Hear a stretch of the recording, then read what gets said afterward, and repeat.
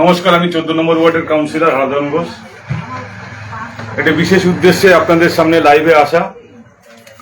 আপনারা সকলেই জানেন আমাদের স্বপ্নের মুখ্যমন্ত্রী মমতা বন্দ্যোপাধ্যায় যুবকদের জন্য যুবসাথী প্রকল্পের ঘোষণা করেছেন এবং আমি আমার দায়িত্ব থেকেই আজকের দুপুরবেলা আমার 14 নম্বর ওয়ার্ডের যত প্রাপক আছে তারা যুবসাথী প্রকল্পের সুবিধা পেয়েছেন কিনা সে বিষয়ে খোঁজ খবর নিচ্ছিলাম। এরকমই আমার পাশে আছে অরিজিৎ রায়চৌধুরী, আমি তাকেও ফোন করেছিলাম। ফোন করেছিলাম তো ভাই, তুমি পেয়েছো তো? তাতে খুশি তো? নিশ্চিত হবে। আমার পাশে আছে অজয় রায়, আমি তাকেও ফোন করেছিলাম। প্রশান্ত ফোন করেছিলাম তো? তোমরা পেয়েছো তো? এরকম ভাবেই আমি আজকের সবাইকেই ফোন করছিলাম। এই ফোন করতে করতে সঙ্গীতা রাউত বলে একটি মেয়েকে আমি ফোন করি। তার বাবাকে আমি নির্দিষ্টভাবে চিনি না, কারণ আমার কাছে যে লিস্টটা ছিল সেই লিস্টে তার নামটা ছিল, ফোন নাম্বারটা ছিল। ফোন করবার পর মেয়েটি আমাকে বলে, আপনি কেন আমাকে ফোন করলেন? আমি বললাম, তুমি তো ব্যাপারটা বুঝতে পারোনি। তুমি যুবসাথী প্রকল্পে তোমার নাম রেজিস্ট্রেশন হয়েছে, সেই কারণে তুমি যখন বুঝতে পারছো তুমি একটা কাজ করো, তোমার বাবাকে নিয়ে তুমি এসো। কিছুক্ষণ পর আমি তখন আমার অফিসে কর্মরত অবস্থায় আছি আমার সহকর্মীদেরকে নিয়ে। ঠিক সেই সময় মদ্যপ অবস্থায় এবং এলাকায়, বিশেষ করে কপিলেশ্বর এলাকায়, যার মাতলামিতে, খুব খোলামেলা কথাই বলি, অতিষ্ঠ, বিশেষ করে পুরাতন পোস্ট অফিস এলাকার যারা আছেন, ভদ্রমন্ডলী যারা আছেন, যার মাতলামিতে অতিষ্ঠ, সে মদ্যপ অবস্থায় এসে আমাকে খুব বাজেভাবে গালাগালি করেন। শুধু তাই নয়, পাশাপাশি আমাদের মুখ্যমন্ত্রী মমতা বন্দ্যোপাধ্যায়কেও বিভিন্নভাবে গালিগালাজ করেন এবং তার মেয়েকে কেন ফোন করা হয়েছে আমি তাকে বারবার করে বোঝাতে চাইলাম যে তোমার মেয়েকে ফোন করা হয়েছে এই কারণেই, তোমার মেয়ে, তুমি বিজেপি করতে পারো, কিন্তু মমতা বন্দ্যোপাধ্যায়ের সমস্ত প্রকল্প দল মত নির্বিশেষে সকলের জন্যই। তোমার মেয়ে যাতে করে প্রকল্পের সুবিধা পাচ্ছে কিনা সেই ব্যাপারে খোঁজখবর করবার জন্যই আমি খুব নরম সুরেই তাকে বলি যে তুমি এভাবে ভাই আমার সঙ্গে কথা বলো না, তোমার মেয়ে এই সুবিধা পাচ্ছে কিনা সেই ব্যাপারে আমি ফোনটা করেছিলাম। তা তুমি হঠাৎ করে সে আবার নতুন করে আবার পার্টি অফিস থেকে আমাকে টেনে ছিঁড়ে বের করে নিয়ে গিয়ে রাস্তার মধ্যে নিয়ে গিয়ে আমাকে মারতে উদ্যত হচ্ছে, ধাক্কা ধাক্কি দিচ্ছে। সেই অবস্থায় আমি তখন বাধ্য হয়ে কিছুটা স্বাভাবিকভাবেই আমি আমার মেজাজটা ধরে রাখতে পারিনি এবং বলে রাখি, 2019 সালে লোকসভা নির্বাচনের পর আমাদের এই পার্টি অফিস এই সন্তু রাউতের নেতৃত্বে ভাঙতে এসেছিলেন।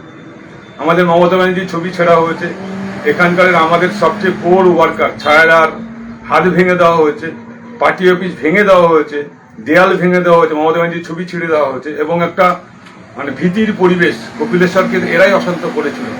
এবং আপনাদেরকে আমি বলে রেখে দিই, 2022 সালে এখানে আমি নির্বাচিত হওয়ার পর আমি চেষ্টা করেছি তৃণমূল কংগ্রেস হোক, বিজেপি হোক, সিপিএম হোক, যে কোনো পার্টির সমর্থক হোক, সমস্ত এলাকায় সমস্ত পরিষেবা পৌঁছে দেওয়া এবং আমাদের মমতা বন্দ্যোপাধ্যায়ের যে সিদ্ধান্ত, সমস্ত প্রকল্প, সে স্বাস্থ্যসাথী হোক, যুবসাথী হোক, সমস্ত প্রকল্পের সুবিধা যাতে করে সমস্ত মানুষ পান সেই বিষয়ে আমরা সবসময় সচেষ্ট থাকি এবং আমি কাউন্সিলর হিসেবে সেই দায়িত্ব পালন করবার চেষ্টা করি।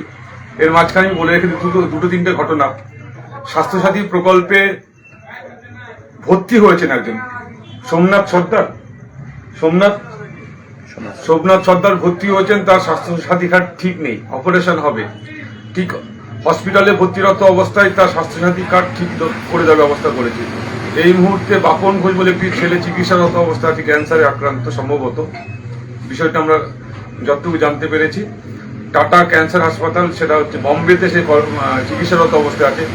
সেই অবস্থায় তার মা যেহেতু মারা গেছে, তার স্বাস্থ্যসাথী কার্ড আমরা ঠিক করে দিয়েছি। সব বিষয়েই আমরা সর্বদা সচেষ্ট থাকি এবং কপিলেশ্বরের সর্বস্তরের উন্নয়ন আমরা করছি, সমস্ত জায়গার উন্নয়ন আমরা করছি এবং এখানকার মানুষ দুহাত ভরে আমাদেরকে সমর্থন করছেন, সহযোগিতা করছেন। কিন্তু প্রতিটা কাজে এই সন্তু রাউত বাধা প্রদান করেন। শুধু তাই নয়, ওখানে আমরা যখন স্পোর্টস করতে গেছি স্বামী সঙ্গের মাঠে, সেখানে সে এসে বাধা প্রদান করছে। ওখানে আমরা কল একটা স্থাপন করতে গেছিলাম, যে কলটার সুবিধা ওখানকার মানুষ এখন পাচ্ছেন, সেই কলের ব্যাপারে সন্তু রাউতের নেতৃত্বে একদল দুষ্কৃতী সে বাধা প্রদান করেছেন। ওখানকার মহিলারা সেই বাধা, পাশাপাশি আমি বলি আমাদের ওখানে একটা হাইমাস লাইট বসছে পুরাতন পোস্ট অফিস, সেখানেও সে বাধা প্রদান করেছে। সব কাজে সে বাধা প্রদান করেন এবং মমতা বন্দ্যোপাধ্যায়ের পরিষেবা যাতে করে মানুষ ঠিকমতো না পান বা আমরা কাজ ঠিকমতো না করতে পারি প্রতি মুহূর্তে বাধা প্রদান করেন। এবং এর ভাষা এর কথাতে মানুষ অতিষ্ঠ, এবং আমি যতটুকু জানতে পেরেছি এর সঙ্গে আলাপচারিতা করে মানুষ সত্যি সত্যি বিরক্ত। আমি মাঝে মধ্যে এরকমটাও হয়েছে, আমি দলের ঊর্ধ্বে উঠে এদের যারা কর্মকর্তা আছেন, ভারতীয় জনতা পার্টির যারা নেতৃত্ব আছেন, এই সমস্ত আচরণের কারণে আমি ব্যক্তিগতভাবে তাদেরকে অনেক সময় বিষয়টা জানিয়েওছিলাম। তারা আমাকে এই ভাষাতেই বলেছিলেন, সন্তু রাউতকে তোমরা যেমন পারবে তেমন করবে। এখানে আমি একটা দৈনিক মার্কেট করতে যাচ্ছি এবং সেটা ইতিমধ্যে উদ্বোধন হয়েছে। আজ থেকে 1.5 বছর আগে যখন মার্কেটটা আমরা করতে গেছিলাম, আমার কাছে ভিডিওটা আছে, আমার কাছে ছবিটা এখনো আছে।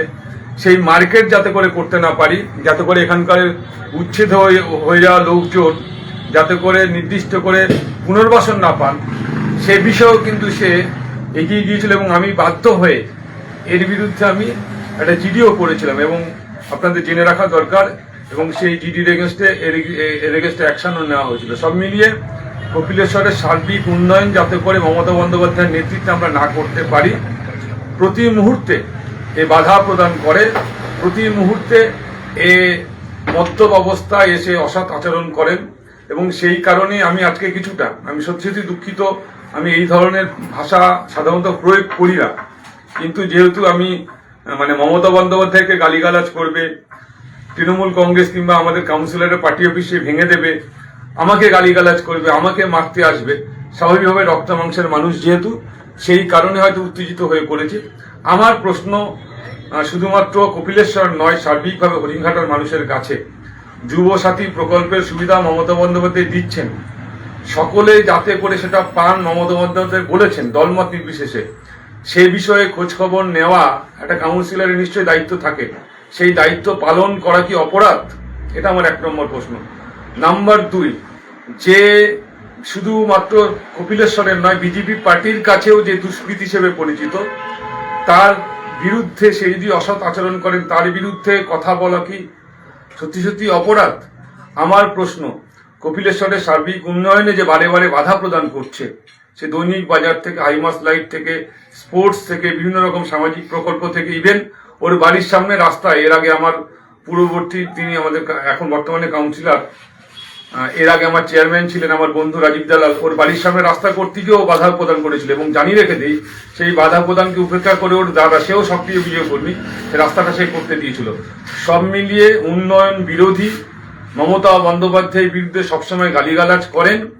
এবং আজকেও আমি যেহেতু এই প্রকল্পের সুবিধা সকলে পান সেই বিষয়ে ফোন করেছিলাম বলেই আমার উপর এই ধরনের আক্রমণ নেমে আসলো। এবং যতদিন এগিয়ে আসছে, আমাদের প্রার্থী রাজীব বিশ্বাস তিনি নিশ্চিতভাবে জিতবেন, সেটা নির্দিষ্ট হয়েছে। পাশাপাশি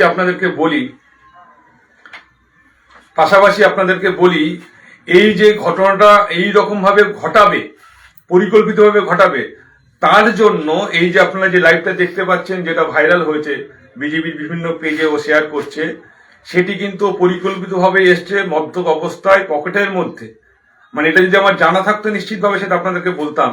ও পকেটের মধ্যে ওর ফোন অন করে নিয়ে এসেই কিন্তু আমার সঙ্গে অশান্তি গন্ডগোল করে অসীম সরকারের পক্ষে একটা মাইলেজ পাইয়ে দেওয়ার চেষ্টা করছে। অসীম সরকার কি ধরনের মানুষ আপনারা নিশ্চিতভাবে জানেন, কি ধরনের মন্তব্য করেছেন সেটা ভিডিও হয়েছে, ভাইরাল হয়েছে, এবং তার আলাপচারিতা।